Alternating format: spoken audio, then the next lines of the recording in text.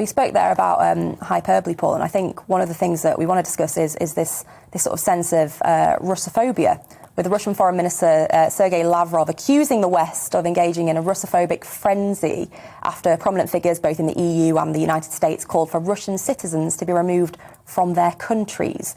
That included Democratic Congressman Eric Swalwell, who proposed kicking every Russian student out of the United States to send a message to Putin. But where do we draw the line? And is it fair to penalise ordinary Russian citizens for the actions of their leaders? Arlene, what do you make of that? Well, no, it's not. And I mean, I know that there are Russians living here in Northern Ireland, and I wouldn't want them to feel that they were isolated at this time and that they were being identified as being supporters of Putin, because I know that they're not.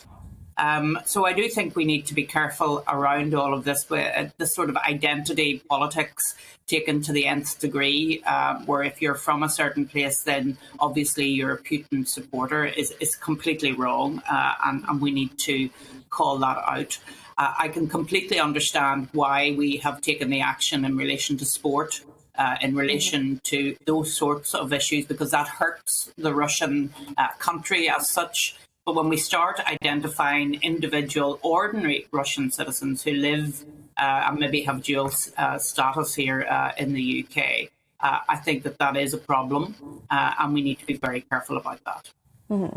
I mean, we've even seen now a cat shelter, isn't it, saying that something about Russian cats not being allowed. I think it is getting a little bit much. But Paul, what do you make of it? Because you and I have discussed before this sort of sense of Russophobia perhaps kind of being exposed as a result of this conflict. I mean, look, targeted sanctions are one thing on the oligarchs and on Russian politicians, etc. But some of the stuff that we're seeing, I think, frankly, is completely over the top. Russia being banned from the Tree of the Year competition, as you said, Russian cats being banned from competitions, 16, 17-year-olds, Russian players in the Russian and Belarusian players in the Canadian Hockey League being banned from playing.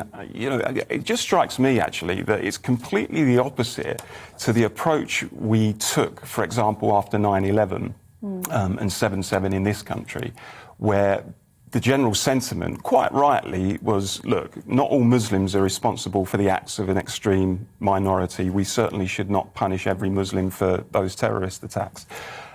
But it seems to me that when it comes to this, we're doing the very opposite. We're saying, well, actually, all Russians are fair game. Everything and any one Russian is fair game. And it almost is some sort of collective punishment. We're saying that Russian citizens are effectively responsible for the actions of their government. I mean, I have to say the two Tory MPs, who called for Russians to, well, certainly one more explicitly than the other, called for all Russians to be deported.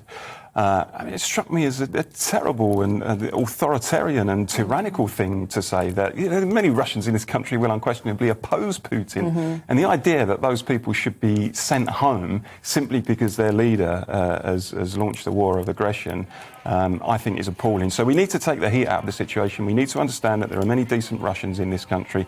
Not everybody and everything Russian is responsible for what's going on. And we need, frankly, a level-headed approach to it.